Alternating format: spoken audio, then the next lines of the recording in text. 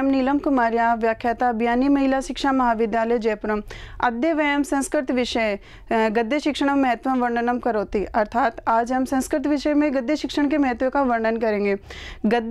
गद्य शब्द गद्य धातु से बना है, जिसका अर्थ है स्पष्ट करना, अर्थात किसी भी विषय के बारे में विस्तार पूर्वक व्याख्या करना या उसे अपने शब्दों में विस्तृत रूप से बताना ही गद्य शिक्षण है। उचित लय, गति, यति, छंद आदि के नियमों से मुक्त रचना ही गद्य रचना कहलाती है। गद्य रचना हमें वैदिक काल से ही प्राप्त होती है, क्योंकि यजुर्वेद है वो हमें गद्यात्मक रूप में ही प्राप्त होता है। फिर है गद्य शिक्षण का महत्व है। गद्यम कविनाम निकर्ष वदंती, अर्थात गद्य शिक्षण को वेदों कवियों की कसौटी कहा जाता है। काव्य के अंदर जब कोई कवि गलती करता है तो हम उसे उसकी जो पद्यात्मक नियम है उसके अनुसार उसे ये छूट दे देते हैं कि इसने उचित नियमों के अनुसार या छंदों के अनुसार उसमें कोई कमी रह गई, इसकी पूर्ति के लिए उसने इसकी कमी की है या इसके नियमों को छोड़ा है। लेकिन गद्य के अंदर हम ऐसा नहीं कर सकते। उसके अंदर उसे विस्तार पूर्वक से समझाना पड़ता है, जिसके अंदर बालक को उचित नियमों को, छंदों को, समास, संधि, उपसर्ग, प्रत्यय आदि का विस्तार पूर्वक व्याख्या करनी पड़ती है। तो उसे उचित नियमों का भी ध्यान रखना पड़ता है। उसके अंदर उसे कोई नियमों में छूट प्राप्त नहीं होती। इसके अलावा बालक गद्य शिक्षण में अभिव्यक्ति करना सीख जाता है, शुद्ध उच्चारण करना सीख जाता है। यही गद्य शिक्षण का महत्व है। गद्य शिक्षण के महत्व के पश्चात हम बात करेंगे गद्य शिक्षण के प्रमुख अंगों के बारे में। गद्य शिक्षण के प्रमुख रूप से दो अंग होते हैं, वाचन और व्याख्या। वाचन शब्द वच धातु से, वद धातु से बना है, जिसका अर्थ है बोलना। अर्थात वाचन में हम किसी भी गद्यांश को विस्तार पूर्वक बताते हैं, और व्याख्या का अर्थ होता है कि उसे विस्तृत रूप से उसका अर्थ अपने शब्दों में बताते हुए उसकी व्याख्या करना। वाचन शब्द भी दो प्रकार का होता है, सहस्वर वाचन और मौन वाचन। सहस्वर वाचन में ये होता है कि जब शिक्षक के द्वारा स्वयं या अन्य किसी छात्र की मदद से शुद्ध उच्चारण करना ही सहस्वर वाचन कहलाता है। और मौन वाचन का अर्थ मैं आपको थोड़ी देर में बताऊंगी। सहस्वर वाचन भी दो प्रकार का होता है, आदर्श वाचन और अनुकरण वाचन।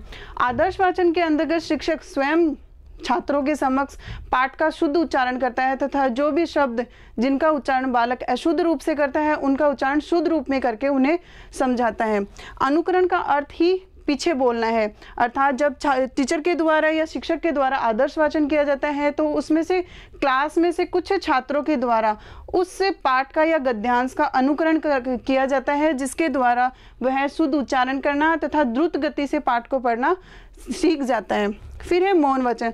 जब हमारा आदर्श वाचन और अनुकरण वाचन हो जाता है तो हम द्रुत गति से पढ़ते हैं, लेकिन जब द्रुत गति से पढ़ते हैं तो हमें पढ़ी हुई चीज़ समझ में नहीं आती।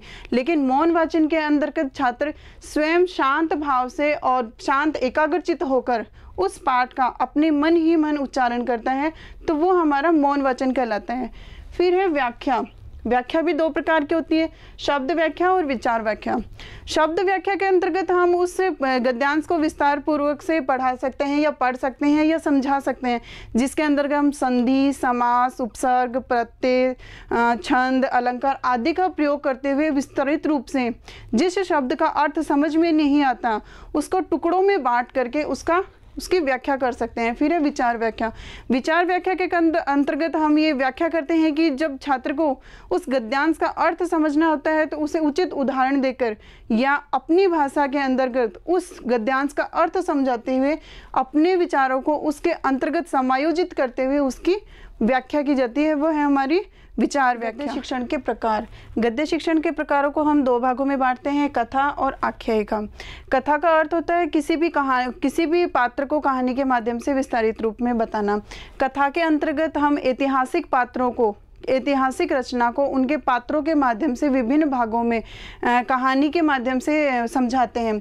कथा दो प्रकार की होती है, यथार्थवादी और काल्पनिक।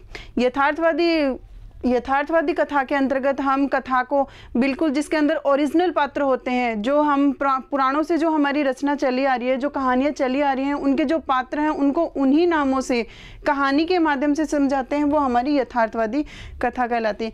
काल्पनिक कथा के अंतर्गत लेखक क्या करता है कि जो कल्पना होती है या फिर अपने मन के विचारों के अनुसार कोई भी पात्रों का संयोजन कर लेता है और उसके अनुसार अपनी कहानी का निर्माण करता है। फिर है आख्यायिका।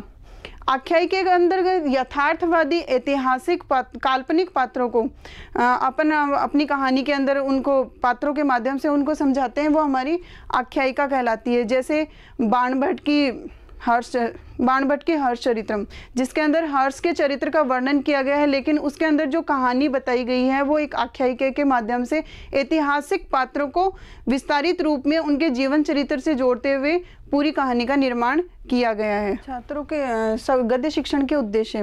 गद्य शिक्षण, जब हम गद्य शिक्षण का शिक्षण करवाते हैं तो छात्र के अंतर्गत अनेक शिक्षण विधियों का विकास हो जाता है, जिसके अंदर है छात्रों के शब्दोच्चारण का शुद्ध होना।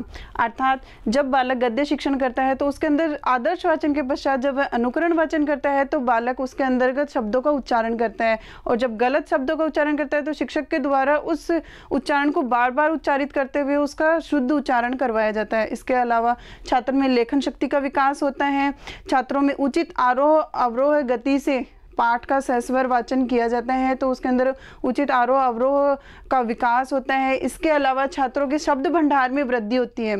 अर्थात जब बालक सहस्वर वाचन करता है या अनुकरण वाचन करता है या मौन वाचन करता है तो छात्र के शब्द भंडार में वृद्धि कैसे होगी, उसे संधि का, समास का, उपसर्ग का, प्रत्यय, अलंकार, छंद सभी का ज्ञान उन शब्दों के माध्यम से हो जाएगा, तो उसके शब्द भंडार में भी वृद्धि हो जाएगी। इसके साथ ही छात्र को संस्कृत का संभाषण भी करना आ जाता है। अर्थात जब बालक संस्कृत का उच्चारण करता है या अनुकरण वाचन करता है तो वो संस्कृत को अपने अनुवाद में गलत सही पढ़ना सीख जाता है, और धीरे धीरे उसकी ये गति बन जाती है कि वह संस्कृत का संभाषण करना भी प्रारंभ कर देता है। गद्य शिक्षण की विधियाँ।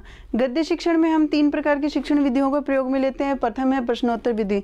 प्रश्नोत्तर विधि, इस विधि के प्रतिपादक सुकरात माने जाते हैं, इसलिए इस विधि को सुकराती विधि भी कहते हैं।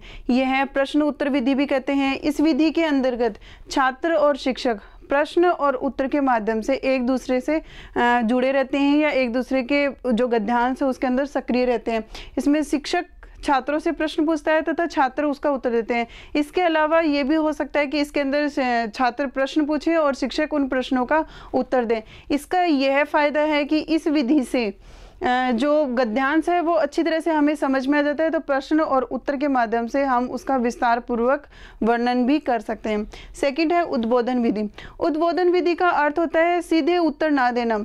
अर्थात इस विधि के अंतर्गत शिक्षक छात्रों को जो शब्दों का अर्थ है वो सीधे तरीके से नहीं बताता, बल्कि उसका अन्य अर्थ से, या जैसे कि पर्यायवाची शब्दों का प्रयोग करके, विलोम शब्दों का प्रयोग करके, या उसका सरल अर्थ बता के, संधि, समास, प्रत्ययों का प्रयोग करके, या अभिनय दिखाकर उस शब्द का अर्थ बच्चों से ही निकलवाता है। उस विधि को हम उद्बोधन विधि कहते हैं।